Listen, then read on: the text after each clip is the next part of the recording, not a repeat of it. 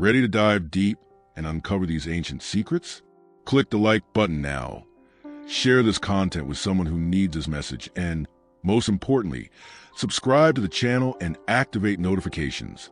Don't miss the chance to follow every detail of this story that will expand your vision and strengthen your faith. Let's go on this journey of discovery together. Come closer. Let's dive into a fascinating story that spans centuries and empires, full of twists and turns and life lessons that, believe me, are more relevant than you might think. Ancient Egypt, with its pharaoh and imposing royal palace, was a place of absolute power and, let's say, very peculiar customs. Decastration, for example, was not just a barbaric practice, it was a sharp instrument in maintaining loyalty in the empire and control within the royal court. Think about it in a society where the absolute power due pharaoh was indisputable. To guarantee the loyalty of the Egyptian officials was crucial, and that's where eunuchs, castrated men who, because they had no heirs or family ties that could divert their loyalty, became figures of invaluable trust. They occupied strategic positions, often in the most intimate spheres of power, dealing with state secrets and the ruler's own security. It was a masterstroke for those who wanted to have total control over their subjects and the royal court, don't you think? This practice, although brutal, was an ancient custom that extended far beyond the lands of ancient Egypt. Civilizations like the Babylon, under the rule of kings like Nebuchadnezzar, and the vast Persian Empire, with names like Artaxerxes, also made heavy use of mutilation as a way to ensure control and submission. It was a universal language of power, a clear signal of who was in charge and who was obeyed, and of how an individual's life could be shaped by the whims of royalty. Just imagine the scenario of a man, stripped of his ability to procreate, but elevated to a position of immense prestige and influence. This was the life of many eunuchs in the courts of ancient Egypt and other empires. Castration, in this context, was not just a physical act, but a rite of passage to a new identity, a path to unconditional service to the ruler, ensuring that his loyalty in the empire was unshakable. It was a double-edged sword, of course, but for royalty, the balance tipped toward absolute control. So when we talk about decastration in ancient Egypt, we are talking about a complex practice that involved much more than simple physical removal.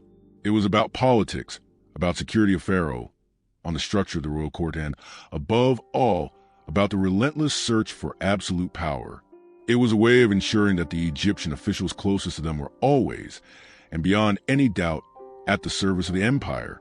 And this leads us to think about how power shapes societies, even the oldest ones.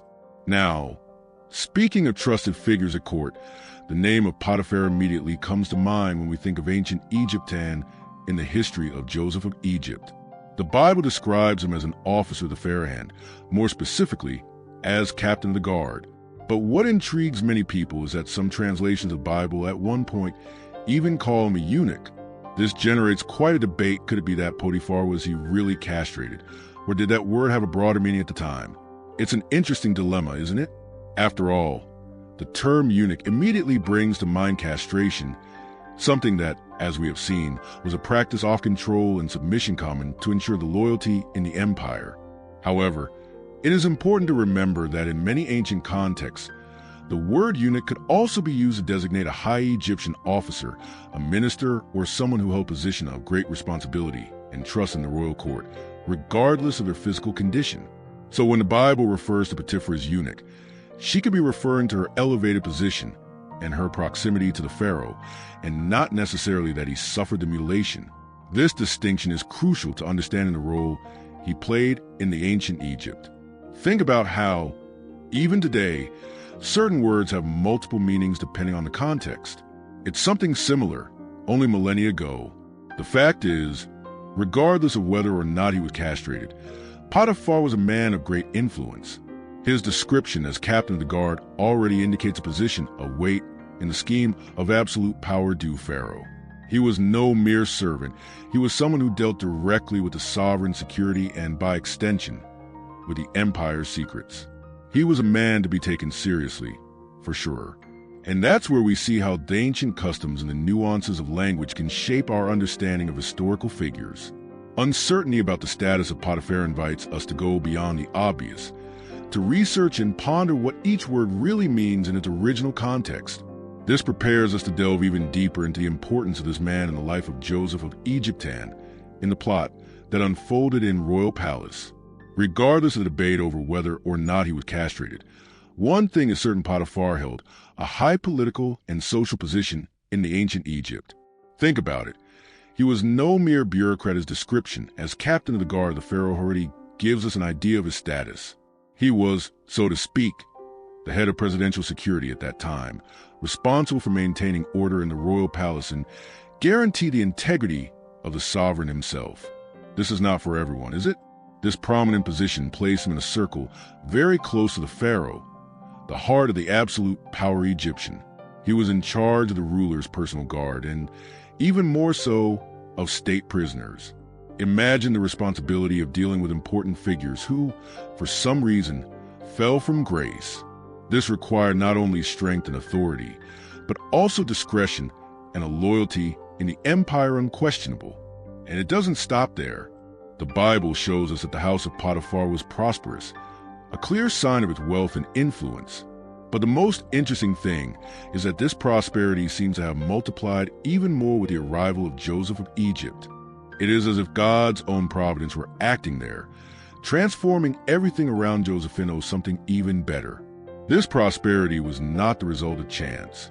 It reflected the administrative capacity of Potiphar and the smooth running of his household. He was a man of resources who knew how to manage his assets and his staff. And it is precisely this capacity for leadership and administration that helps us understand why he would entrust Joseph of Egypt so many responsibilities, as we will see later. Therefore, Potiphar was much more than a name in history. He was a pillar of the power structure in ancient Egypt, a man with a strategic position, who dealt with security matters and had a house that was an example of prosperity. His figure is fundamental to understanding the scenario in which Joseph of Egypt was, and how God's plan began to unfold in the midst of ancient customs and to the absolute power due Pharaoh. The story of Joseph of Egypt is breathtaking, a true example of resilience and integrity in the midst of adversity. Sold into slavery by his own brothers, yes. That family betrayal that we can't even imagine. He was taken to ancient Egypt, a completely strange place with ancient customs very different from yours. Imagine the pain, the loneliness, the feeling of abandonment he must have felt. But even so, the hand of God was already acting, and that's when Potiphar entered the game.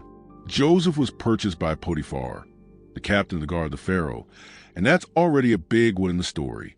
Instead of going anywhere, he ended up in the house of one of the most influential men in Egypt. And what's amazing is how Joseph did not let himself be discouraged. He dedicated himself to his work, showing fidelity to God and ethics that set him apart. He quickly prospered as a servant and became the administrator of the entire household.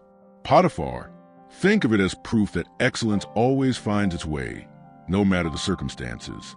Here, it is worth pausing to reflect. Even when faced with aortic laments, far from his father, Jacob Israel, and his mother, Rachel, and his brothers, Azrub man Judah, Joseph kept his obedience in his faith. He did not play the victim instead. He worked hard and with confidence. It is a powerful reminder that our attitude toward hardships can determine our future. As they say, all things work together for good to those who love God, and Joseph's life is a living testament to that. Mass ordeal of Joseph did not end there. The Bible tells us about the temptation of the wife of Potiphar, an episode that tests the integrity of Joseph to the extreme. He, faithful to his principles and his fidelity to God, refuses her advances, preferring to face the consequences rather than sin against the Lord and his earthly master. This is a key moment that shows the unshakable character of Joseph of Egypt and its deep connection with the divine purpose. This situation, although painful, led Joseph to prison, which at first glance seems like a step backwards. But as we shall see, even prison was part of the God's plan for him. The relationship with Potiphar, which began with the purchase of a slave and grew into a position of trust, was just the first step in the extraordinary journey of Joseph of Egypt, a journey that would culminate in his redemption and in saving many lives, including that of his own family. It's fascinating how the Bible itself, amid so many accounts of power and ancient customs no ancient Egyptian and other empires, makes a point of touching on a sensitive point like castration, but with a totally different vision from that of men. A striking example of this is in Isaiah chapter 56, verses 4 and 5, where we read a surprising promise. For thus says the Lord concerning the eunuchs who keep my Sabbaths and choose the things that please me, and hold fast my covenant. I will give them in my house, and within my walls a memorial, and a name better than that of sons and daughters, an everlasting name that will not be cut off. This passage is a balm for the soul, isn't it? It shows us that while the world, with its absolute power and their practices control and submissionised to mutilation, focus on physical limitations and the absence of descendants, God looked at the heart and the fidelity to God. For him, a person's value and identity are not tied to their physical condition or their ability to have children, but rather to their obedience in your relationship with the Creator. Think about it in a society that placed great value on lineage and the perpetuation of the family. The promise of a better name than that of sons and daughters for eunuchs is revolutionary. It's as if God is saying, no matter what the world takes from you or how it defines you, in me, you have a greater purpose, an eternal legacy. This resonates so much with the journey of Joseph of Egypt that even far from his family, from Jacob Israel, Reuben and Judah, and in the midst of trials, maintained his integrity and was rewarded. This perspective leads us to a deep reflection on what really matters in life. Often, we cling to human ideals or expectations, forgetting that God's providence acts in mysterious ways, and that he can give us a redemption in one divine purpose that overcome any loss. It is an invitation to look beyond appearances and trust that God's plans are always better, even when we don't understand them. So, when we see this biblical reference, we realize that the history of eunuchs, and by extension, that of figures like Potiphar, if he really was one, gain a new dimension. It is not about the physical condition, but about the spiritual condition. It is about the hope in the midst of pain and the certainty that the divine justice will prevail, offering a future and a name to those who remain faithful, regardless of any adversity. The truth is that sequestration is a way off control, and submission was not an Egyptian invention. It was a shockingly common and effective practice in several ancient civilizations that sought absolute power. While the pharaoh used it in his royal palace, empires like the Babylonian and the Persia also adopted it with a clear objective to ensure that their Egyptian officials, or rather their own officers, were of loyalty in the empire unquestionable. It is a stark demonstration of how power can manifest itself in brutal ways to maintain order. Think about the great names that history brings us. Nebuchadnezzar, the mighty king of Babylon, for example, was no flower that smells. He was known for his domination strategies, and mutilation of his enemies or those he wanted to control was one of them. Likewise, the Persian Empire, with sovereigns like Artaxerxes, also made use of this practice. They knew that a eunuch, without family ties or to create conflict of interest, was an extremely devoted servant, a true reflection of the search for control and submission. A case that illustrates the brutality of these punishments well is that of the king Zedekiah of Judah, who rebelled against Nebuchadnezzar. The story is heavy. His children were killed before his eyes, and he himself was blinded, all as a way of breaking any trace of resistance and showing what happened to those who dare to defy the absolute power Babylonian. Although it is not directly about castration, the mutilation physics was a universal language of domination and a clear message about who was in charge. These practices make us reflect on the ancient customs and human nature in its relentless quest for power. It is a reminder of how history repeats itself, of how certain patterns of behavior, however shocking they may be to us today, were considered normal and even necessary for the maintenance of order in vast and complex empires. The figure of a eunuch in this scenario is a silent testimony to an era where loyalty in the empire was purchased at a very high price. Therefore, when we see these examples from other cultures, we realize that the story of Potiphar and the context of the ancient Egypt are just one piece of a much larger puzzle.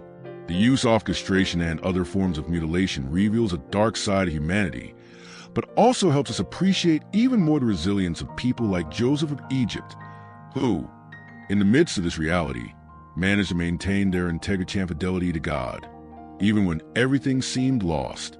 After all this traveling through ancient customs, for the absolute power of pharaohs like Nebuchadnezzar and Artaxerxes, and the complexity of life in royal court, we come to the most important point: spiritual reflections. The story of Joseph of Egypt sold by her brothers and thrown into a strange world, is a living testimony of the fidelity to God even in the most adverse circumstances. He did not allow himself to be carried away by the bitterness, a family betrayal, or by the injustice of being imprisoned in the house of Potiphar in jail. On the contrary, he kept his integrity, your obedience, and his unshakable faith. And this is a lesson for us to take with us for life. God blesses those who trust in him and remain faithful, no matter the size of the situation. Ordeal. The life of Joseph is clear proof that the God's providence is always acting, even when we can't see it. He went from slave to governor of ancient Egypt, one redemption that can only be explained by a divine purpose. It's as if God is whispering, even in the darkest situations, I am working behind the scenes. Remember what Romans chapter 8 verse 28 says, which is one of the greatest promises we can embrace, and we know that in all things God works for the good of those who love him, who are called according to his purpose. This passage is a balm for any afflicted heart. It tells us that even the pain, the injustice, the mutilations of life, whether physical, emotional, or spiritual, can be transformed into something good if we are aligned with the God's plans. It is an invitation to hope in the midst of pain, namely that divine justice does not fail, even if it takes time. The story of Joseph of Egypt, who came out of the depths of despair to save his own family, including Jacob, Israel, and his brothers Reuben and Judah, is living proof that God's script is always bigger and more amazing than ours. He used a family betrayal, slavery, prison, all to fulfill a greater purpose. So what's your part in this? Simple, just like Joseph of Egypt remained faithful and upright. We are called to do the same. Trust that even if you're going through a ordeal that seems to have no end, the fidelity to God and to obedience at his call are the path to redemption and for realization of the divine purpose. It's not about understanding everything. It's about trusting that God's plans are perfect. Have you ever felt betrayed, wronged, thrown into a place that doesn't belong to you, with the feeling that everything is falling apart? Have you ever wondered if there is a greater purpose behind so much pain and confusion? Well, the story that we're going to unravel today, which takes place in the mysterious and imposing ancient Egypt, with Pharaoh's absolute power and customs that seem unbelievable to us, will turn your head. Forget what Ukalorho knows about Joseph of Egypt and the enigmatic Potiphar. Get ready for a journey that goes far beyond the intrigues of royal court and barbaric punishments, such as castration. Prepare to discover deep truths about loyalty in the empire, integrity, and to God's providence acting behind the scenes. What the Bible says about this relationship may surprise you and, more importantly, give you the key to understanding how hope in the midst of pain can transform your own life. Stay with me, because this revelation is for you. We have reached the end of our journey through this ancient story, but its impact on your life is just beginning. The saga of Joseph of Egypt, a family betrayal, a ordeal at the house of Potiphar, and the rise in ancient Egypt under the Pharaoh. All this shows us something fundamental to fidelity to God and to integrity are unshakable compasses, even when the world seems to be falling apart. Did you identify with the pain of injustice, the feeling of being thrown into an unfamiliar place, or the struggle to maintain your values in a hostile environment, like the ancient customs of a royal court full of absolute power and control and submission? The story of Joseph is a mirror to our own battles, and it screams at hope in the midst of pain's real. He didn't give up, he didn't get bitter, and it was exactly this attitude that opened the doors to his redemption and the fulfillment of your divine purpose. Think about it. What Egypt are you facing today? What Potiphar is testing you? How have you responded to your own family betrayals or challenges that seem to be weighing you down? Just like Joseph trusted that the God's plans were bigger, even when everything seemed meaningless, we are invited to do the same. The divine justice, it may not come in our time, but it will come. How about starting to apply these lessons today? Reflect on where you can exercise your integrity, where you can trust more God's providence, and how you can maintain your obedience even when the road is difficult. The story of Joseph of Egypt, it's not just about the past, it's a life manual for the present and your future. If this immersion touched you, inspired you, and gave you a new perspective, know that there is much more to come. Subscribe to the channel and turn on notifications so you don't miss any content. Together, we will continue to uncover stories that transform and help you build a life of purpose and power. We have reached the end of our journey through this ancient story, but its impact on your life is just beginning. The saga of Joseph of Egypt, a family betrayal, a ordeal at the house of Potiphar, and the rise in ancient Egypt under the Pharaoh. All this shows us something fundamental to fidelity to God and to integrity are unshakable compasses, even when the world seems to be falling apart. Did you identify with the pain of injustice, the feeling of being thrown into an unfamiliar place, or the struggle to maintain your values in a hostile environment, like the ancient custom saw a royal court full of absolute power and control and submission?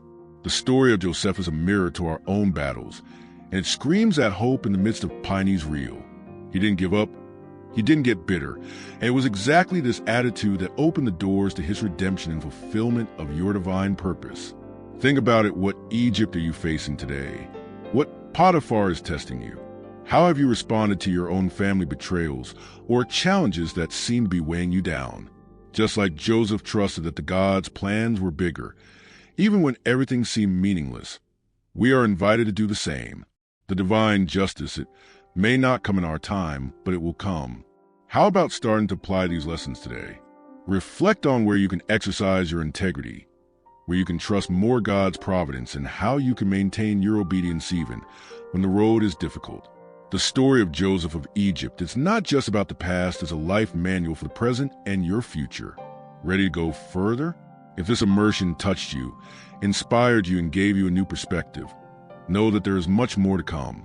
Subscribe to our channel now and turn on notifications. This way, you won't miss any new content, and will continue to discover stories that transform and help you build a life of purpose and power. Click the subscribe button and join us on this journey.